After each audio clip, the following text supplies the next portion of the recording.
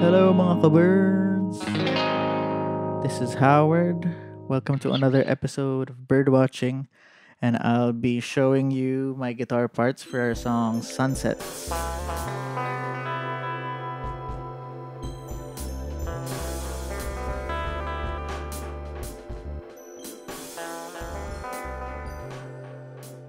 We'll be talking about the dominant 7th chord, chord voicings, and writing riffs that sound like the Beatles. So the intro goes like this.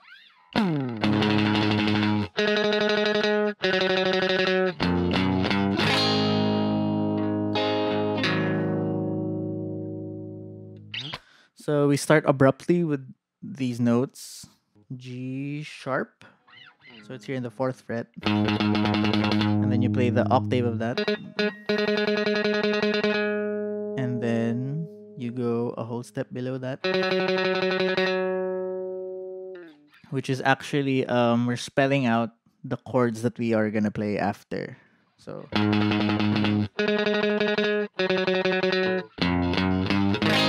that's the G sharp chord and the G sharp 7 chord. The G sharp 7 chord is a dominant seventh chord. When you play the usual major chord like this, you remove the pinky. And what that does is you add a new note to the mix. So that's G sharp 7 because of this note. So let's play that again.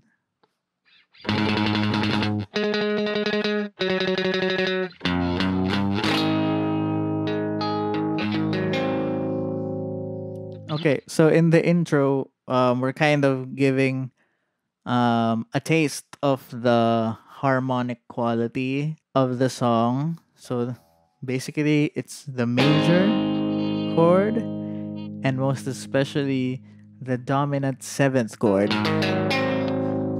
The dominant 7th chord is used a lot in this song. The dominant 7th chord was used in a lot of Beatles songs and 60s songs.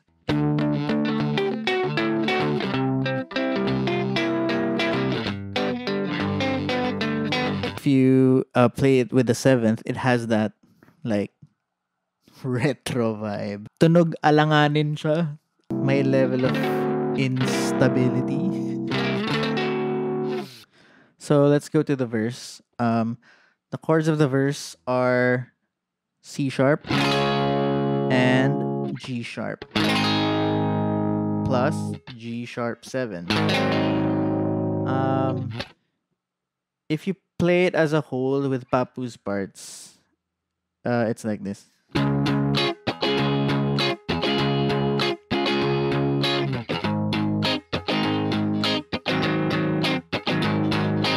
But in the song, Papu and I do a call and response kind of thing where he plays the first few strokes.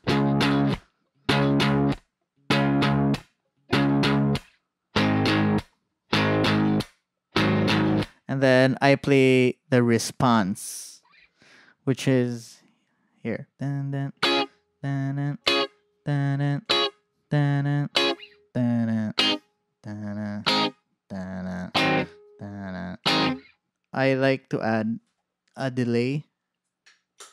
So the delay effect, simply put, adds copies to your sound like that.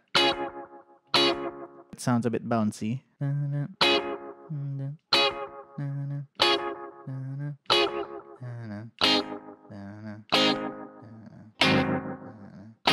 Right before the chorus of the song, I spell out the dominant 7th note again, which is that. That's a transitional riff. It leads you to the next part, which is the chorus.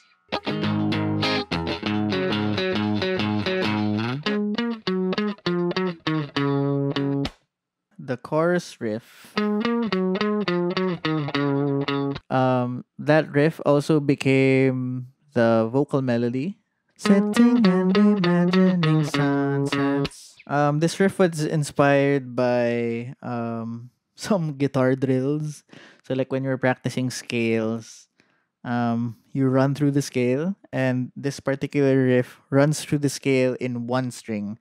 I like to do that because it makes me more aware of what the possibilities are in that string. Another inspiration for that were Beatles riffs like And Dear Bird Can Sing.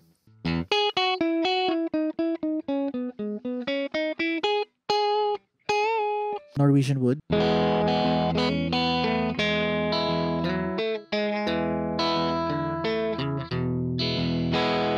Dominant seventh chord there. It starts at G sharp again, but it's on the higher octave in the second string. It goes like this. And then in the second repeat, we play the octave of the last note. So that's a C sharp. If you're too lazy to bring it up, and it's pretty hard to actually look for it all the time, you can play the octave of that note here. So, sitting and imagining sunsets. So it's alternating.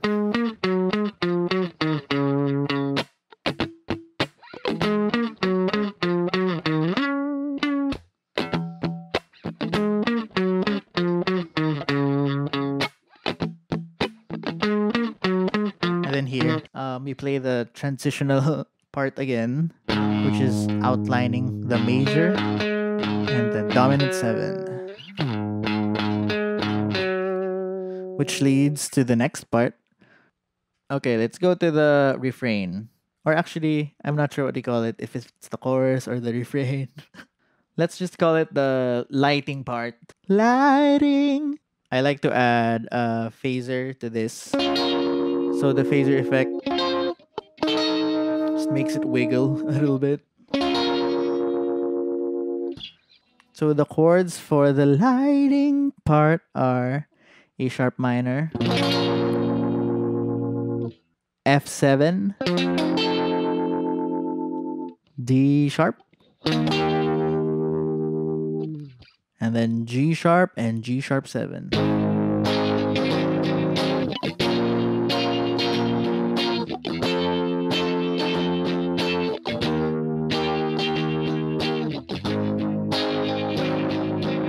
But I wanted my chords to sound a little bit lighter in this part, so that it's not just the usual jigga jing jang jigga jigga jing jang jing jang jigga jigga jing jang. What I did was I played around with the chord voicing.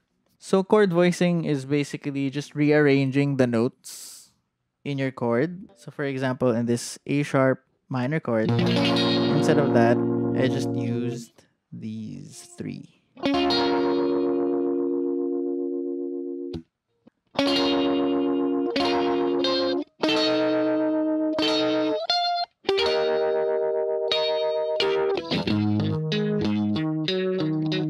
And for the F7, ito siya, diba?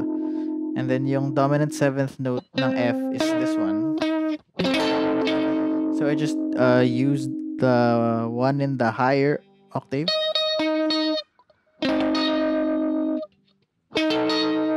Those three notes. And then I transitioned it with this part. And then same for the next chord. This chord is the D sharp. So from here, we play the D sharp here. And then I just reduced it to this, to the higher notes. So basically what I did is I smoothened it out. Like I just played the notes that were near each other. Let's play that again.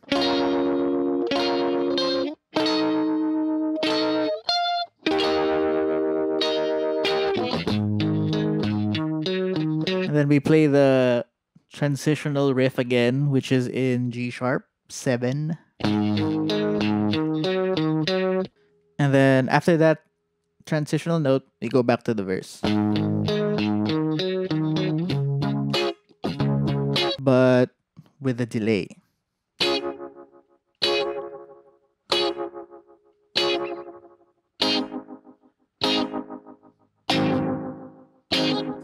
Okay. After the second chorus, we play another riff. It's played down here in the lower E string.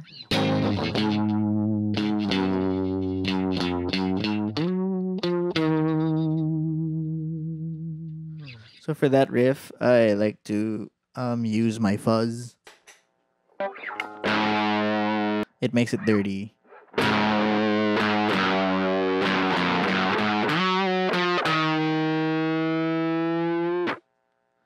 Yeah, and then I bring it back to clean.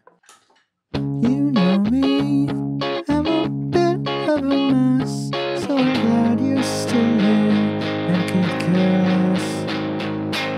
And then we play the last chorus. It's twice longer, but in the second half, we make some fun changes. Sitting and imagining sunsets. Sitting and imagining sunsets. Sitting and imagining, sitting and imagining, sitting and imagining sunsets. So for the second part, we lessen the space between the riffs. So instead of sunsets, it's sunsets, sitting and imagining sunsets. We only have one beat in between the riffs. Sitting and imagining sunsets, sitting and imagining sunsets.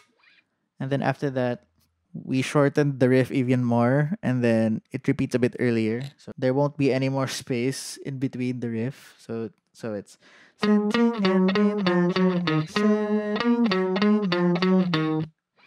So you sustain that note, sitting and imagining, and then you end it with a final riff. Sitting and imagining sunsets. So let me play the second part again. Sitting and imagining sunsets. Sitting and imagining sunsets. Sitting and imagining, sitting and imagining, sitting and imagining sunsets. To review some topics we covered. We highlighted the dominant seventh chord. We utilized chord voicings to smoothen out a chord progression. And writing riffs that sound like the Beatles.